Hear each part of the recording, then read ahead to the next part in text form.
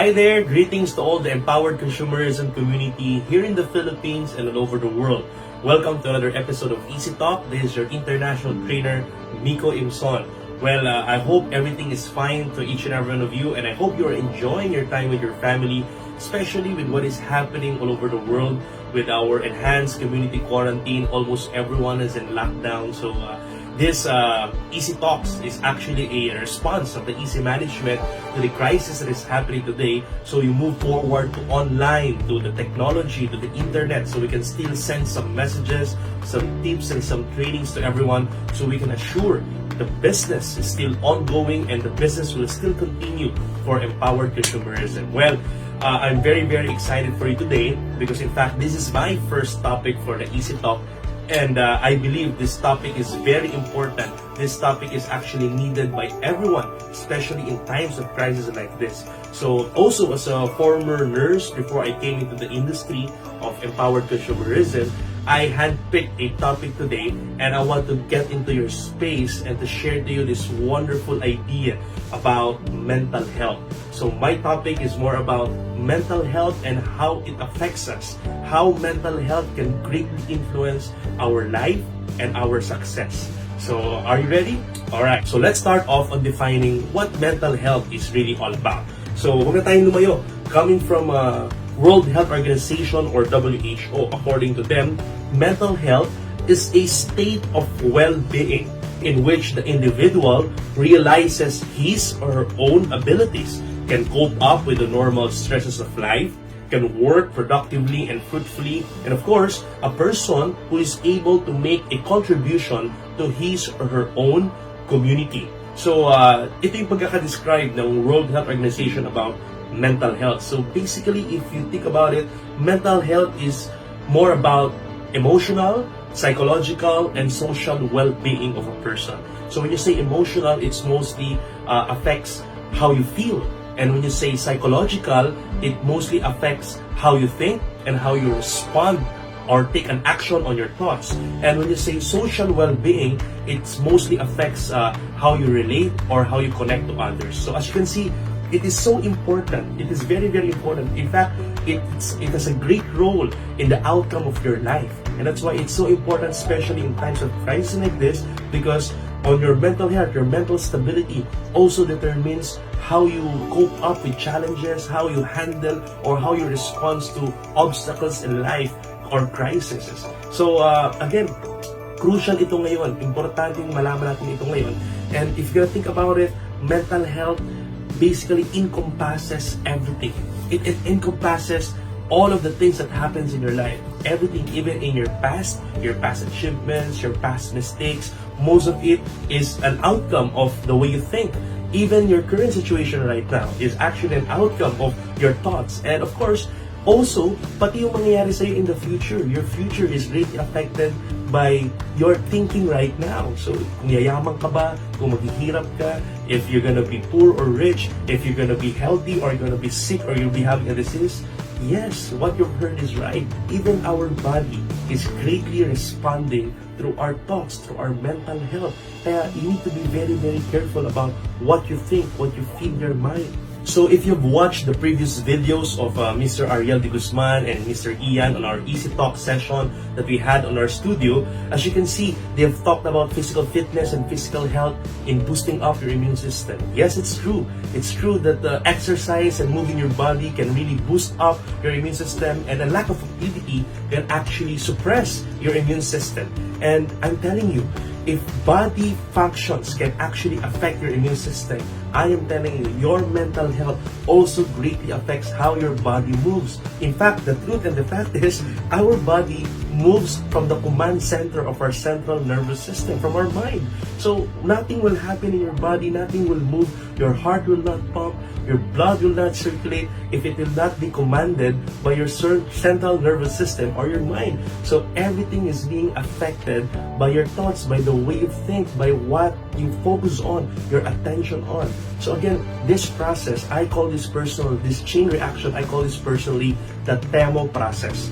TEMO means thoughts, emotions, motions, and outcome. Meaning everything starts from your thinking, from your thoughts. From whatever you're thinking, from your thoughts, it will lead into emotions. Whatever you think about, you feel it. When you feel it, it becomes an emotion.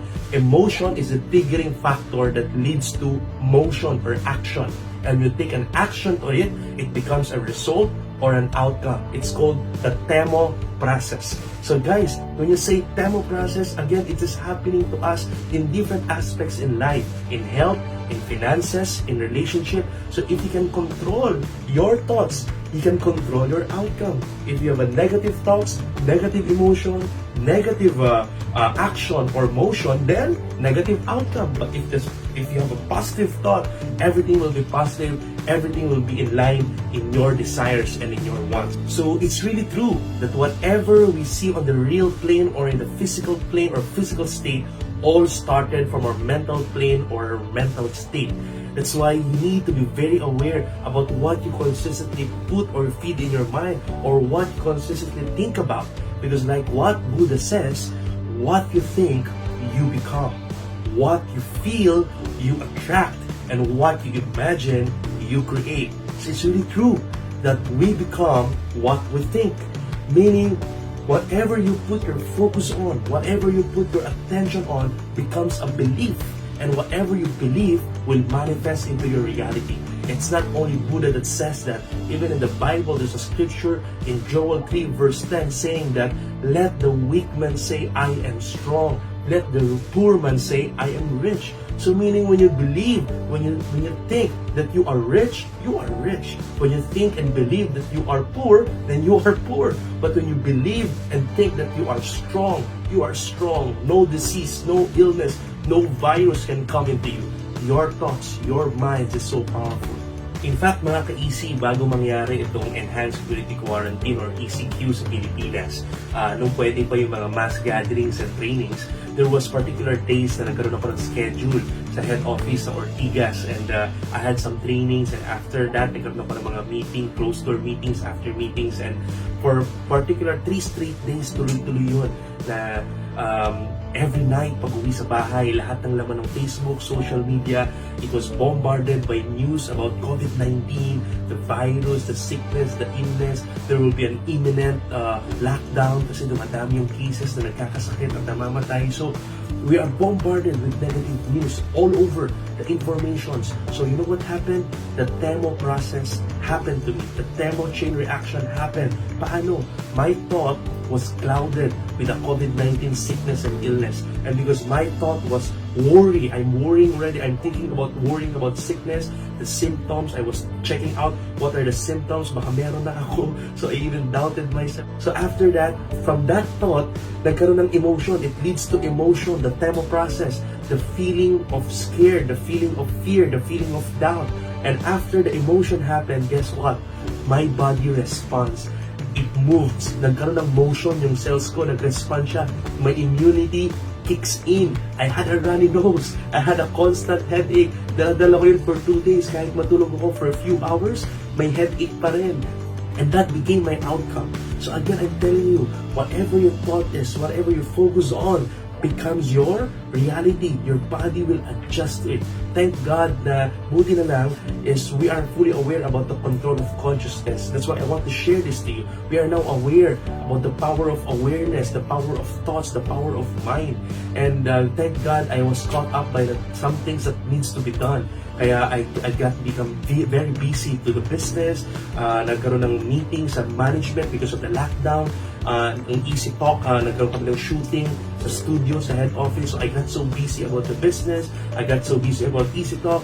Me and my wife got busy to some stuff like property. So we got so busy. And my mind shifted.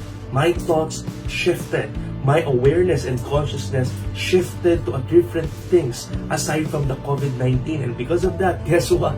Nung nalipat yung consciousness ko, nalipat yung awareness and yung thought ko, the runny nose, nawala. Yung constant headache, nawala. I feel strong as ever. I feel healthy as ever. I can now do whatever I've been doing before.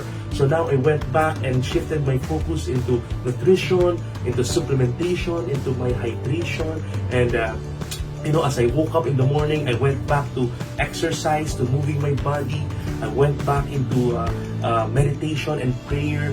So by the way, sa mental health topics and next episodes natin, we will be also talking about meditation, how powerful it is, and basically paano magsimula as a beginner in meditating. It's very important to kick off and start off your day. Actually, nangyari sa akin is kamukha nung phenomena that is called placebo effect. When you say placebo, it is like a treatment or a medicine that is fake, na wala naman talagang clinical study about the particular medicine or ginamit sa isang mga pasyente and making them believe that it's actually working for this particular disease or pain, and it was removed. It's actually working even though wala naman talagang laman siya. So in fact, it's the most famous story about this placebo happened 1996, where 56 volunteers took part in study or testing a new painkiller called trivaricane. Ang ginawa ng mga doctors is yung kumuha ng 56 volunteers at yung index finger nila, yung isa nilagyan ng trivaricane, and then the other finger wala. And then ang ginawa ng doctor, inipit siya ng clamp or inipit ng vice. Sobrang sakit. Out of the 56 volunteers, they reported a less pain on the finger na nilagyan ng trivaricane. What's surprising about it is that the painkiller trivaricane is just a brownish lotion, okay, that smells like medicine, pero ang totoo, it's just a combination of water, iodine, and oil. Wala siyang ingredients na pain reliever or painkiller man lang. So imagine, but it works because the mind of those volunteers actually responds to the pain receptors. It commands at the pain receptors na hindi makaramdam ng pain kahit na wala namang painkiller yun. That's placebo, meaning our body has its innate ability to actually heal itself. In fact, your mind can either boost up your immune system, and be careful because your mind can also suppress your immune system. Because if there is a placebo effect on a positive note, there is also what we call as nocebo effect on a negative note. Nocebo is the feeling of illness, the feeling of sickness, the feeling of disease, the feeling of pain, na kahit na wala namang clinical sign ng bacteria or virus, pag kinloud mo yung utak mo sa kakaisip ng sakit, talagang yung katawan mo magkakasakit. That's the nocebo effect. And there's also a famous story about a builder, isang builder naman, construction worker, that accidentally jumped into a 15 centimeter nail. Ganong kahabang nail. Imagine, it passed through and through to his steel boots. And you know what happened? Sobrang sakit, agonizing pain. Sumisigaw siya sa sobrang pain. And sinugod siya sa ospital, sa ambulansya. And kahit anong simpleng galaw ng ambulansya, sobrang ramdam na ramdam nung construction worker yung pain, sumisigaw siya. It's unbearable for him. And you know what's surprising about it is that when he arrived in the hospital, when the doctors removed the boots, the steel boots, and the nail, they were surprised because the nail, it didn't touch the foot of the construction worker. So can you imagine, hindi tumama sa paa niya, hindi man lang siya nasugatan, pero yung pain na feel niya, parang nasugatan talaga siya. So imagine, your mind can actually tell your body to actually feel the pain. That's how powerful your mind is, guys. So you need to be very careful. Nowadays, you need to be careful of what you feed in your mind, what you put in your mind, especially with what is happening in the news right now. You need to be very, very careful, ladies and gentlemen, what you consistently put your focus and your attention on to keep your body, healthy, to keep your immune system boost up. So I hope, guys, may nakuha kayong mga nuggets at marami kayo natutunan ngayon. If you learn from this video, feel free to share this to your relatives. Feel free to share this to your friends and your people, your leaders in empowered consumerism. And watch out for more because mahaba-haba at medyo malalim pa itong ating mental health. So I have more episodes for you. So watch out for more episodes because we will be talking about how to control naman your consciousness, how to control your thoughts. So dami ng, despite of what is happening in this world right now, what negativism is happening, you can control your thoughts. You can control your thoughts so you can control your life. You can control your consciousness, your power of awareness. And of course, we'll be talking about conscious mind and subconscious mind. Marami pa tayong pag-uusapan. So again, watch out for more videos. Again, guys, stay home, stay healthy, keep your mind and body and soul healthy. And of course, don't forget, God loves you, the company loves you, and I love you. Bye.